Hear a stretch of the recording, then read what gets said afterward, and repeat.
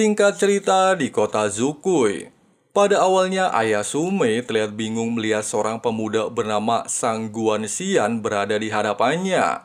Dikarenakan Sang Guan sangat menyukai Sumei, dia lantas mengatakan maksud kedatangannya ingin melamar putrinya. Sayangnya lamaran itu sempat ditolak oleh Su Hen alias ayah Sumei. Sang Guan lantas mengatakan, selama ini keluarga Su dan keluarga Sang Guan saling bertentangan, membuat kota Zukui tidak stabil. Tapi jika Sumei bisa menjadi bininya, maka kedua keluarga pastilah akan bersatu, sehingga kota Zukui bisa kembali stabil, serta menekan kota Xuanwu, bahkan menjadi penguasa Qingzhou. Sang Guan melanjutkan, jika dirinya tidak bisa menikahi Sumei, keluarga Sang Guan bertujuan untuk pindah ke kota Xuanwu. Pasalnya, Gong Tianping sebagai penguasa kota Xuanwu pernah mengatakan, selama keluarganya bekerja sama dengan kota tersebut, dia akan mendapatkan posisi tertinggi untuk mengendalikan kota Suzaku. Mendengarkan hal itu lantas membuat Su Hen terkejut bukan main. Dia bahkan secara tidak terduga menerima lamaran tersebut. Namun siapa sangka di tengah-tengah percakapan, Chu Feng tiba-tiba menunjukkan diri serta menegaskan kalau ucapan Sang Guan hanyalah omong kosong. Ucapan Chu Feng jelas memancing kemarahannya.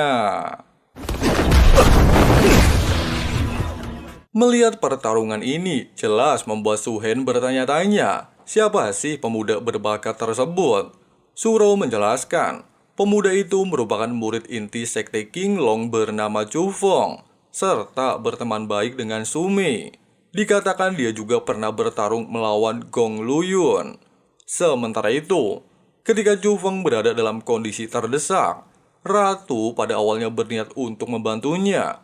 Tapi Chu Feng mengatakan, udah elu nyantai aja. Lawan orang begini doang mah easy. Gitu katanya guys. Oleh sebab itu, Chu Feng dengan cepat mengaktifkan lingkaran pesona untuk menahan serangan Sang Guan.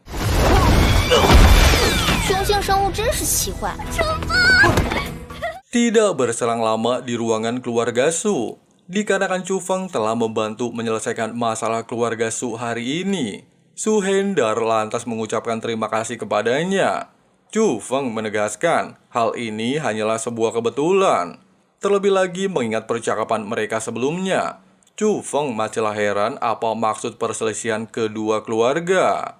Su Hendar menjelaskan, dahulu kala ada seorang raja bela diri nomor 1 bernama King Xuantian di benua Kyushu. Sebelum tewas, dia membangun beberapa wilayah untuk melintasi pemakaman Qingzhou. Di antaranya, kota Xuanwu, kota Suzuka, kota Bai, dan sekte Qinglong. Dengan kata lain, jika ingin pergi ke wilayah pemakaman Qingzhou, seseorang harus melewati 4 misteri di 4 tempat tersebut. Menurut informasi yang berhasil Suro kumpulkan dari sekte Qinglong serta Chu Feng pernah menyelamatkan Sumei di lembah ramuan, maka kemungkinan pintu masuk dari sekte Qinglong berada di makam kuno. Chu Feng jelas terkejut mendengarkan hal itu. Su Hendar lantas melanjutkan, dengan kekuatan kota Suzaku dan kekuatan mental Chu Feng, maka mereka memiliki kesempatan untuk menemukan makam Qingzhou, kemudian membagi hasil sama rata. Bahkan harta dari tempat itu tidaklah akan bisa dibandingkan dengan apa yang Chu Feng peroleh dari makam Tianwu. Oleh sebab itu, untuk membuat kesepakatan mereka berjalan sempurna, Su Hendar lantas berniat untuk menjodohkan Chu Feng dengan Sumei. Pada awalnya Ratu meminta Chu Feng buat sikat aja tawaran Su Hendar. Tapi karena merasa kalau Hendar memanfaatkan Sumei, Chu Feng lantas menolaknya. Gong Luyun terlihat mendapatkan surat dari kota Sang Guan, di mana mereka bersedia menerima misi membunuh Chu Feng. Terlebih lagi orang itu juga sudah mencari masalah dengan mereka di kota Zukui. Sementara itu ketika Ratu sedang mengomeli Chu Feng karena menolak tawaran perjodohannya dengan Sumei, sehingga kehilangan kesempatan untuk menemukan makam kaisar dengan bantuan kota Zukui. Mereka tiba-tiba dikejutkan dengan kemunculan Sang Guan Qian dan pamannya yang bernama Guan Yu. 叔叔，他就是楚风。 Pada awalnya, Chu Feng beranggapan kalau niat mereka ini pastilah untuk membalas dendam karena kekalahan Xian sebelumnya. Ya bisa dibilang kalah duel panggil paman. Tapi, mereka ini ternyata adalah orang yang ditugaskan oleh Gong Luyun untuk membunuh Chu Feng. Dengan kata lain bukan soal dendam pribadi. Merasakan aura dari Guan Yu, Chu Feng pada awalnya sangatlah percaya diri dan mengira kalau bapak tua itu cuman Rana Xuanwu tingkat pertama. Tapi setelah melakukan baku hantam, Guan Yu ternyata sudah berada di tingkat 5, sehingga membuatnya kesulitan untuk menghadapinya.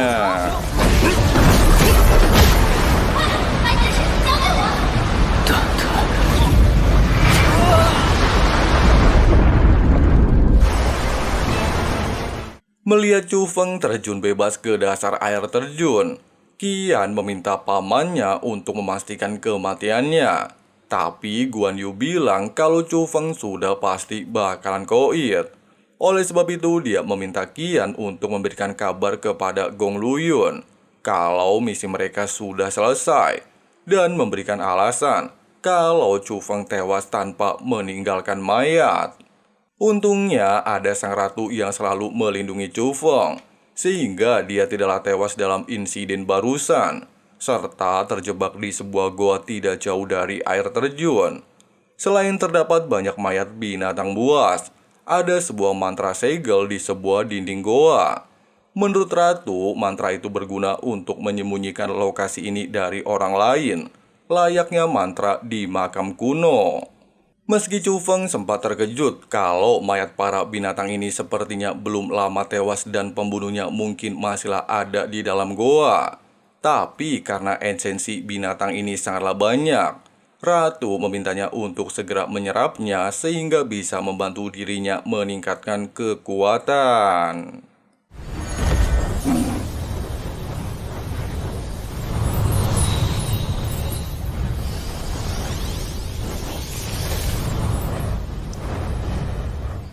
Di saat proses penyerapan hampir selesai, mereka dikejutkan dengan duel antara seorang wanita misterius dengan jiwa macan putih. Menurut ratu, orang misterius ini merupakan master spiritual bernama Qiling.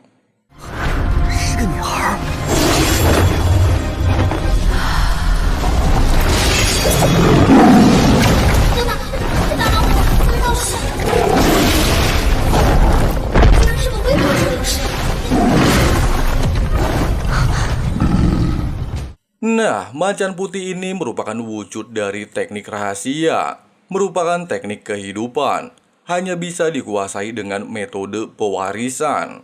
Sangatlah berbeda dengan seni bela diri lainnya. Dengan kata lain, macan ini hanya akan memilih tuannya untuk benar-benar menjadi teknik rahasia.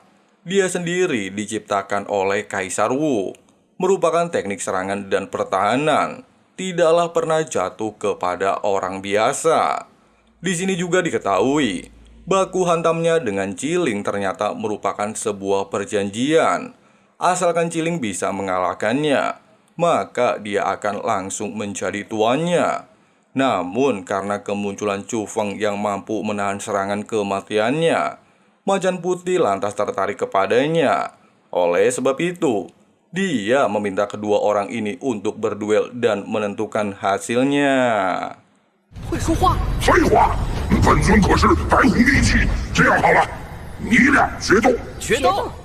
Pada awalnya, Chu Feng sangatlah tertarik dengan hal itu, tapi tiba-tiba dia dikejutkan kalau tubuhnya tidaklah bisa bergerak.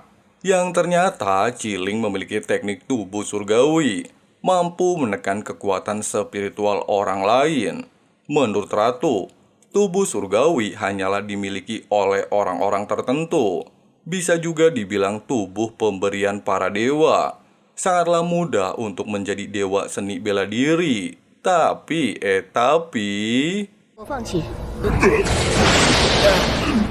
Ciling menegaskan kalau dia sudah tidak tertarik dengan teknik macan putih. Terlebih lagi dia berhutang nyawa kepada Chu Feng sebelumnya. Mendengarkan hal itu jelas membuat macan putih merasa dihina. Dia juga mengatakan kepada Ciling untuk tidak menyesalinya. Asalkan Chu Feng mendapatkan 3 teknik rahasia lagi, dia pastilah menjadi dewa seni bela diri. Mendengar ada 3 teknik rahasia lagi semakin membuat Chu Feng terkejut. Menurut tebakan Ratu, teknik rahasia ini pastilah berhubungan dengan 4 pintu makam King Zhao. Dengan kata lain, setiap pintu dijaga oleh teknik rahasia. Sehingga jika Chu Feng bisa mendapatkan 4 teknik itu, dia pastilah bisa menemukan makam Kaisar King Zhou. Tidak berselang lama, macan putih meminta Chu Feng untuk menghilangkan barier. Pasalnya dia akan memulai proses warisan.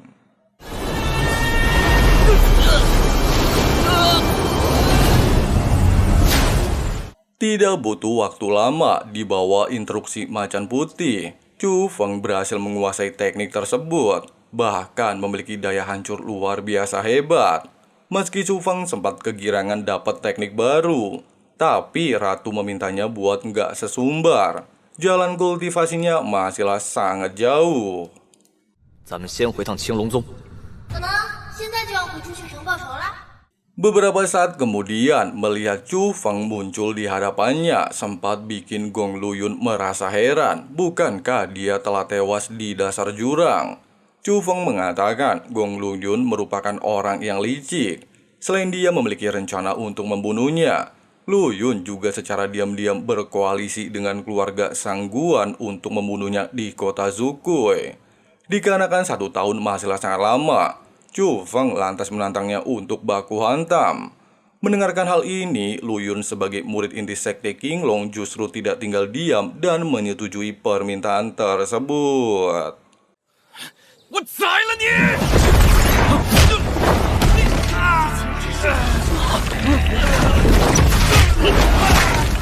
Tepat ketika Luyun diambang kematian dan ingin dihapus kultivasinya oleh Chu Feng, salah satu tetua dari kota Xuanwu yang melihat kejadian ini segera menghentikan Chu Feng, bahkan langsung menyerangnya secara barbar.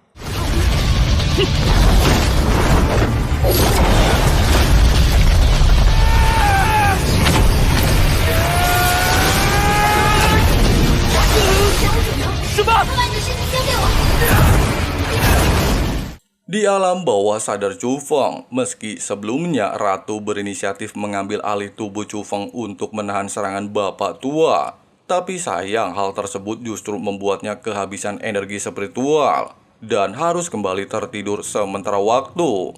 Sebelum pergi, Ratu berpesan kepada Chu Feng untuk selalu berhati-hati selama dia tidak berada di sampingnya.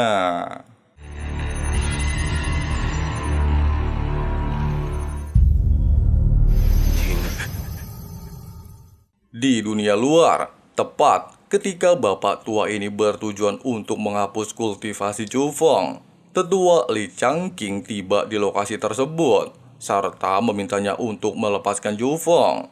Pada awalnya, bapak ini tidak memperdulikan ucapan barusan, bahkan menganggap kalau sekte Qinglong tidaklah berhak menghentikan tindakannya. Mendengar ada keributan tidak jauh dari lokasinya, Zhuge Liuyun terlihat menunjukkan diri dan mengatakan, kalau memang wajah sekte Qinglong tidaklah bisa menghentikannya, maka dia sebagai anggota aliansi roh dunia memintanya untuk tidak melukai muridnya. Ucapan tetua Liuyun jelas menggemparkan. Sejak kapan tetua Liuyun berpihak kepada Chu Feng? Melihat si bapak tua masihlah sulit untuk diajak berbicara, Liuyun lantas menegaskan kalau Chu Feng adalah murid pribadinya. Lagi dan lagi mendengarkan hal ini, jelas menggemparkan seluruh murid. Bagaimana mungkin Chu Feng resmi menjadi murid tetua sekte? Bahkan mereka beranggapan, apakah tetua Zhuge ingin melatihnya menjadi master spiritualis dunia? Tidak ada pilihan lain, dan tidak ingin menyinggung aliansi roh dunia, Pak tua ini berpesan sebelum meninggalkan halaman sekte Qinglong. Perjanjian 1 tahun masihlah berlaku. Jika saat itu tiba, Gong Luyun pastilah akan membunuh Chu Feng dengan tangannya sendiri.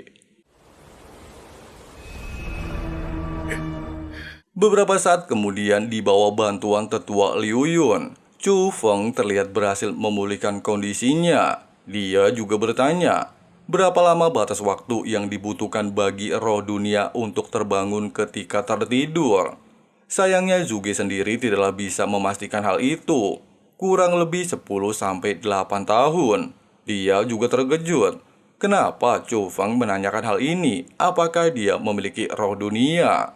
Tidak ingin menjawab, Chu Feng lantas mengalihkan pembicaraan dan bertanya, siapa sebenarnya orang tua barusan?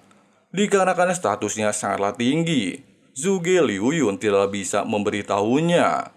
Untuk saat ini, Chu Feng haruslah fokus untuk menghadapi taruhan 1 tahunnya. Bahkan Zhuge juga berniat untuk membantunya mendapatkan kontrak dengan roh dunia. 解铃公会，得赶紧给你找个靠山了，到时候取你性命，1年之约依然有效。 Ketika dalam perjalanan kembali ke kota Xuanwu, Gong Luyun akhirnya sadarkan diri. Dia juga terkejut. Ternyata orang yang menyelamatkannya adalah Lin Ran, salah satu tetua istana Qilin. Di sini, Lin Ran sangat kecewa kepada Gong Luyun. Sebagai tuan muda kota Xuanwu, serta murid inti pertama Sekte Qinglong, dia justru dipermalukan oleh seorang junior bahkan hampir koin. Kesalahan terbesar Gong Luyun ini terlalu menyombongkan diri, cepat merasa puas serta meremehkan kemampuan Chu Feng. Oleh sebab itu, untuk mengembalikan nama baiknya, apakah Gong Luyun berniat membalas dendam? 我再问你一遍，你想报仇吗？ Gong Luyun jelas sangat ingin membalas dendam, tapi saat ini dia sudah tertinggal jauh dari Chu Feng. Bahkan tidak mungkin bisa menyusulnya dalam waktu 1 tahun.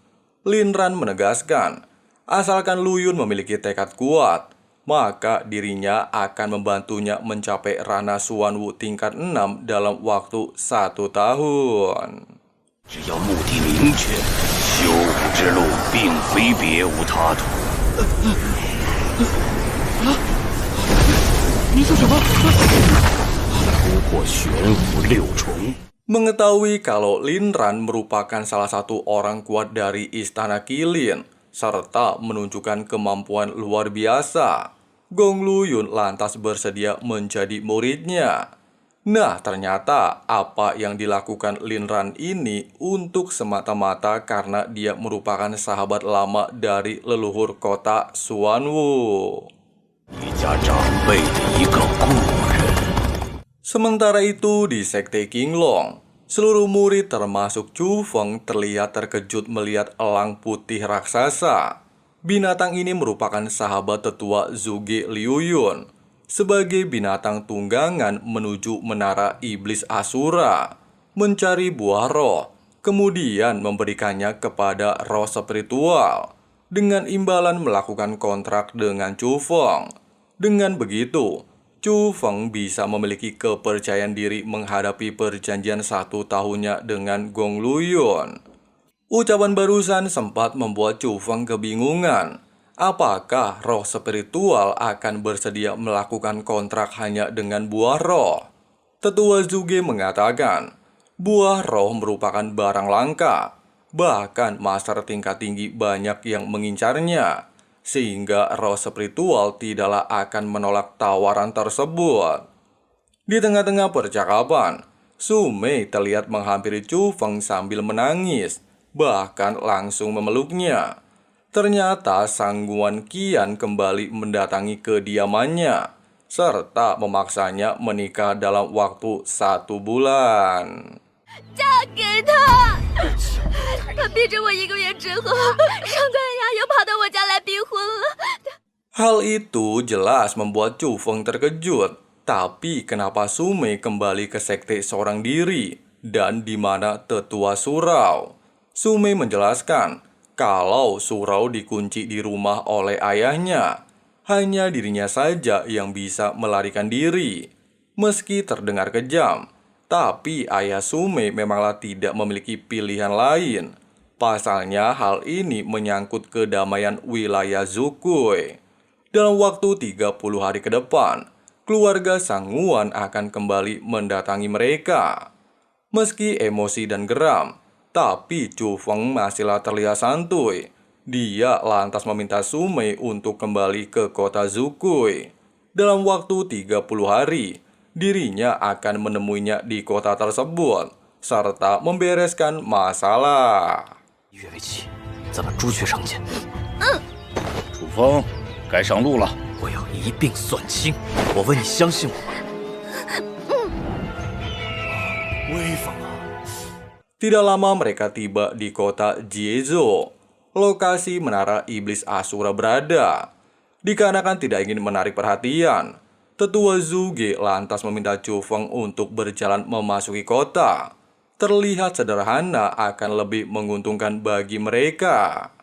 Setelah memasuki kota, Chu Feng kembali dikejutkan kalau banyak orang yang menggunakan jubah putih seperti gurunya. Zuge kembali menjelaskan, jubah putih merupakan tingkat terendah master spiritual.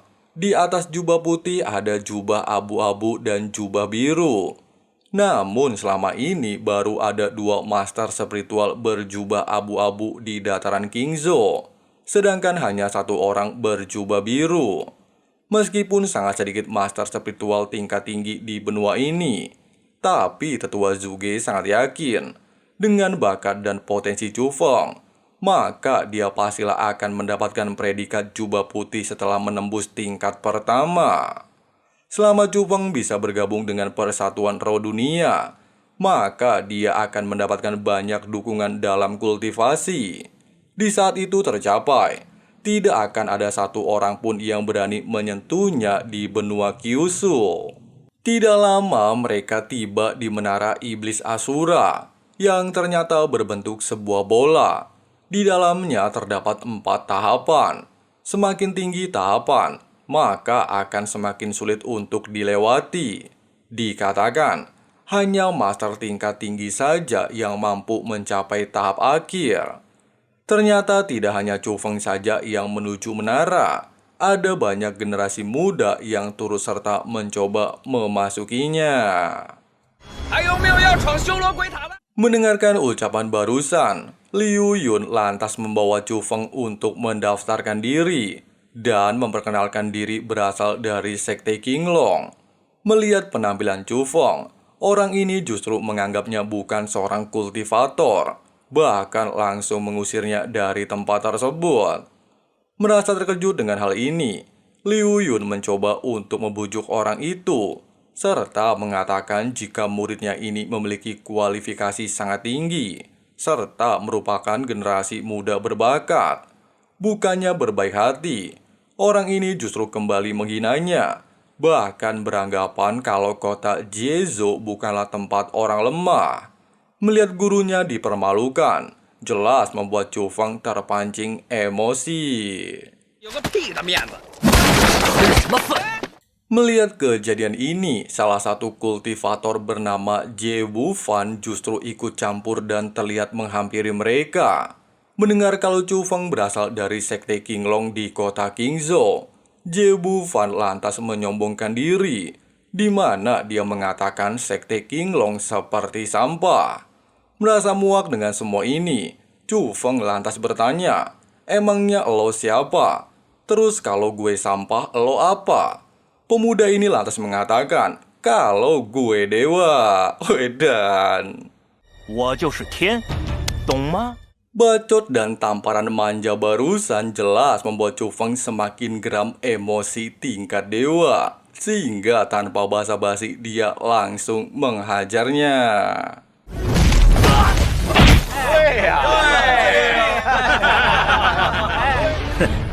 废物，这家伙有点意思。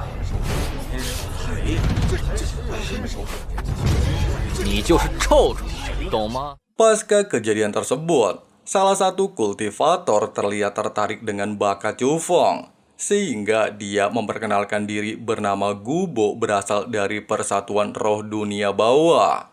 Tidak hanya itu, dia juga berniat untuk membantu Chu Feng menuju menara Asura bersama anggotanya. Mendengarkan tawaran ini, Chu Feng jelas tidak menolaknya. Tapi sebelum melanjutkan perjalanan, dia memutuskan untuk menghampiri sang guru terlebih dahulu.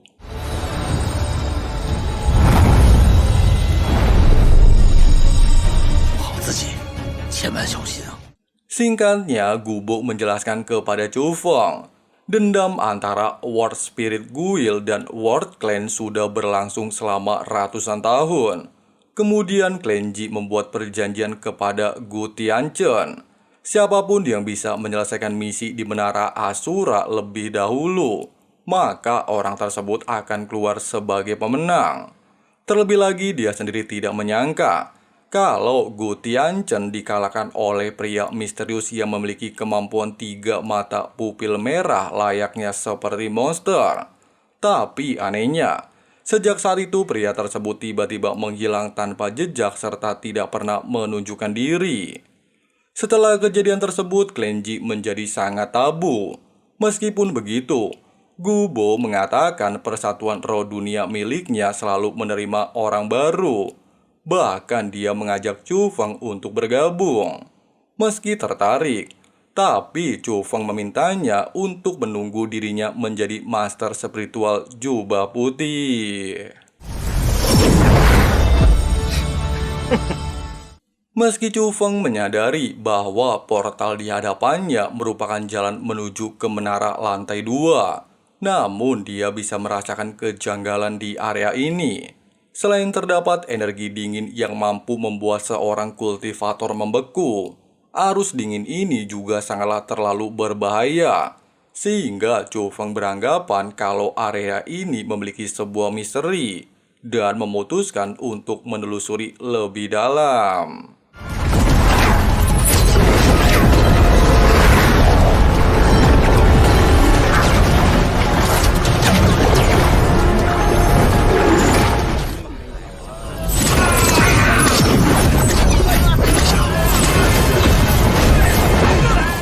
Singkatnya, beberapa peserta terlihat gagal terlempar dari menara.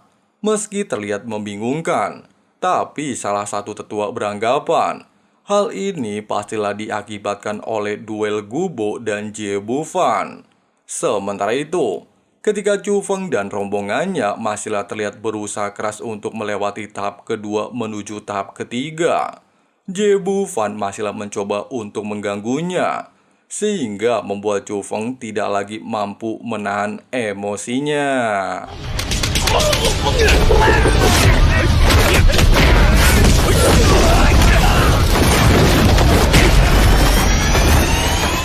Meski dari level ketiga menuju level terakhir Menara Iblis Asura mendapatkan banyak sekali hambatan, namun dengan mengandalkan pelindung tubuh spiritual, Chu Feng mampu dengan mudah melewatinya.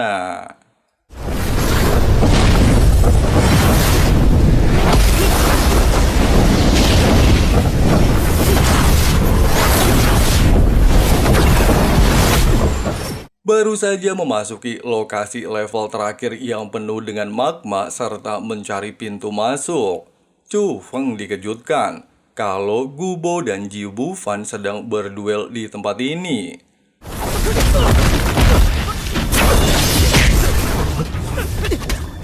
Meski Gubo sempat mengancamnya kalau tindakannya ini pastilah menjadi masalah besar, namun Bufan tidaklah gentar sedikit pun. Tapi tiba-tiba, 你可以排到前3，在我见过的无耻小人中。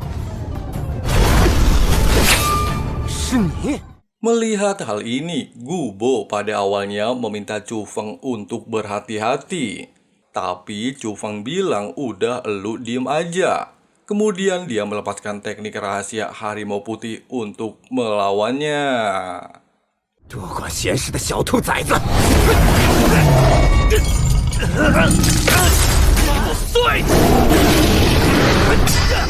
Kejadian barusan jelas membuat Bufan ketar-ketir. Namun ketika Chu Feng ingin mengakhiri hidupnya, Bufan lantas mengancamnya. di mana Klenji pastilah tidak akan melepaskannya. Meski tidak takut dengan ancaman tersebut, tapi kali ini Chu Feng lebih memilih untuk membiarkannya hidup.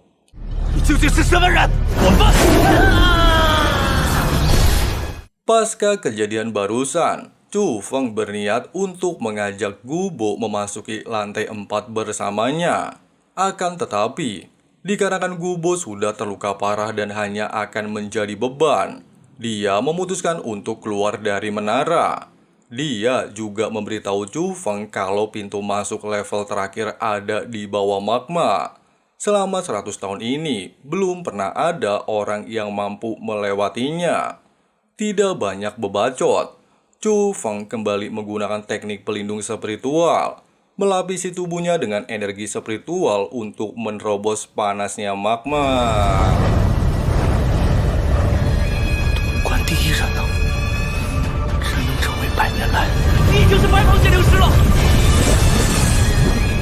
Tidak lama, seluruh orang dikejutkan melihat Bu Fan terlempar keluar menara, kemudian disusul oleh Gubo, yang artinya persaingan memasuki menara iblis Asura kali ini dimenangkan oleh aliansi spiritualis dunia. Tepat ketika salah satu orang mengusulkan untuk segera memberikan jubah putih, Gubo meminta mereka untuk menunggu. Pasalnya Chu Feng masihlah berada di dalam menara, bahkan dia sedang memasuki level terakhir. Ucapan Gubo langsung menimbulkan gosip. Ada orang asing yang bukan berasal dari Klenji dan aliansi spiritualis justru mampu memasuki level terakhir. Sedangkan Zhuge Liuyun justru terlihat sangat mencemaskan keadaan Chu Feng. Sementara itu di level terakhir Menara Asura, Chu Feng terlihat berhasil menemukan buah dunia. Namun ketika dia ingin mengambilnya, sebuah pusaran angin tiba-tiba menyerangnya, sehingga membuatnya kesulitan untuk mendapatkan buah tersebut. Bahkan pelindung spiritual yang dia gunakan tidaklah efektif. Tapi mengingat ratu saat ini sedang tertidur, Chu Feng bertekad untuk mendapatkan buah itu demi dirinya.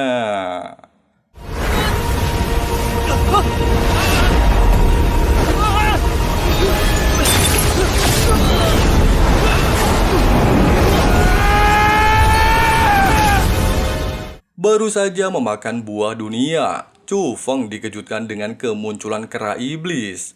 Melihat kera ini memiliki 3 mata pupil merah, seketika mengingatkan Chu Feng dengan perkataan Gubo, di mana iblis inilah yang sudah mengalahkan Gu Tianchen.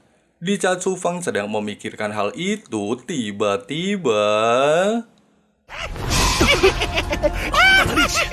kera iblis ini terlihat sangat senang. Setelah 100 tahun menunggu, akhirnya ada seorang junior yang berhasil memasuki tempat ini.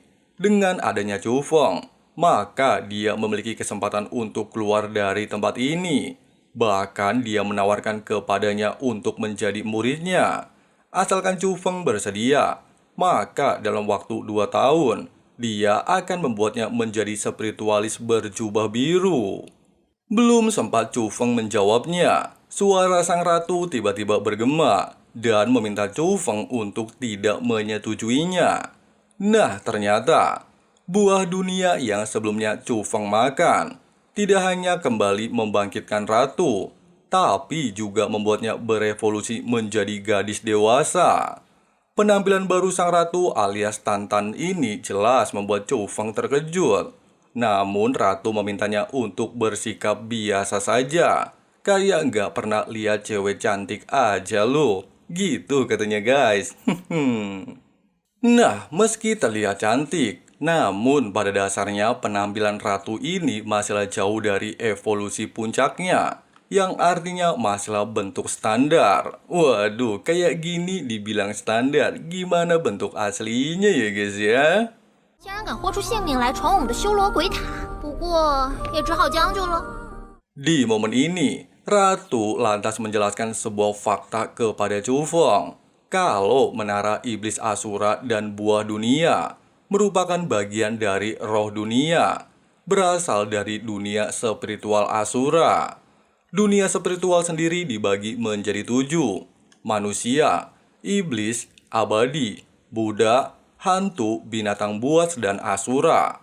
Dari ketujuh alam spiritual tersebut, asura adalah yang terkuat di dalam dunia spiritual. Mendengarkan penjelasan barusan jelas membuat Chu Feng terkejut.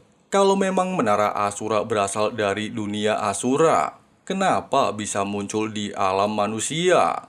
Ratu mengatakan, saat ini 80% ahli spiritualis alam asura memanglah berada di dunia manusia. Belum sempat menjelaskan secara detail, percakapan mereka diganggu oleh kecerewetan kera iblis. 坏了，忘了外面还有个难缠的。长不长的，给个话行不行啊？喂，你发什么愣啊？喂，你可别乱来呀！ Menurut analisa Ratu, kera di hadapan Chu Feng memiliki kultivasi sangat tinggi, merupakan spiritualis berjubah ungu. Alasannya mendekati Chu Feng pastilah menginginkan sesuatu. Ucapan Ratu jelas membuat Chu Feng heran. Bagaimana mungkin seorang monster bisa menjadi spiritualis dunia? Jubah ungu lagi. Sampai akhirnya sesuai dengan instruksi dari Ratu serta mengetahui rencana sang kera ingin menjadikan Chu Feng spiritualis berjubah biru agar bisa membawanya keluar dari tempat ini. Chu Feng akhirnya menyetujuinya. Pasalnya selain tidaklah sulit, bantuan sang kera meningkatkan kultivasinya sudahlah sangat luar biasa. 竟敢对本大爷这么说话！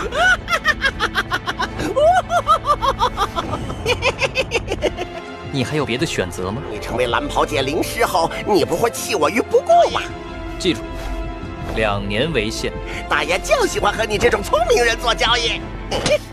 Sementara itu, ketika kedua kubu sedang berdebat, serta Gubo meminta pertanggungjawaban Bufan karena telah menyerangnya di Menara Asura, salah satu tetua lantas menghentikan perdebatan.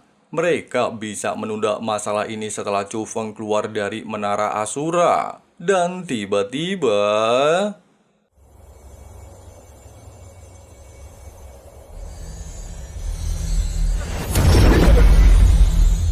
Melihat banyaknya orang yang menunggu sempat membuat Chu Feng kebingungan. Dia juga masihlah teringat dengan kejadian di dalam Menara Asura. Namun mengingat perkataan dari Gubo, Chu Feng langsung mengucapkan janji setia bergabung dengan aliansi spiritualis dunia. 请会长赐我白袍。青龙宗弟子楚风愿加入戒灵公会。 Melihat kemampuan Chu Feng mampu melewati level terakhir Menara Asura, tetua aliansi tidaklah memberikan jubah putih, melainkan langsung jubah abu-abu, satu level di bawah jubah biru. Tetua juga bilang, tidak peduli Chu Feng berada di mana dan dalam keadaan apapun, aliansi spiritualis dunia akan menjadi pendukung terkuatnya, yang artinya Chu Feng saat ini sudah resmi menjadi bagian aliansi. Bahkan tidak ada satu orang pun yang bisa menindasnya lagi. Tidak berselang lama, tetua spiritualis dunia menghampiri Zhuge Liuyun, serta juga mengundangnya untuk bergabung dengan aliansi spiritualis dunia. Pada awalnya Zhuge masihlah heran sebenarnya apa yang sedang terjadi. Chu Feng lantas menjelaskan kalau dia sudah menyelesaikan semua tugasnya dengan sangat baik. 你竟然成了灰袍戒灵师了！楚风没给您丢脸，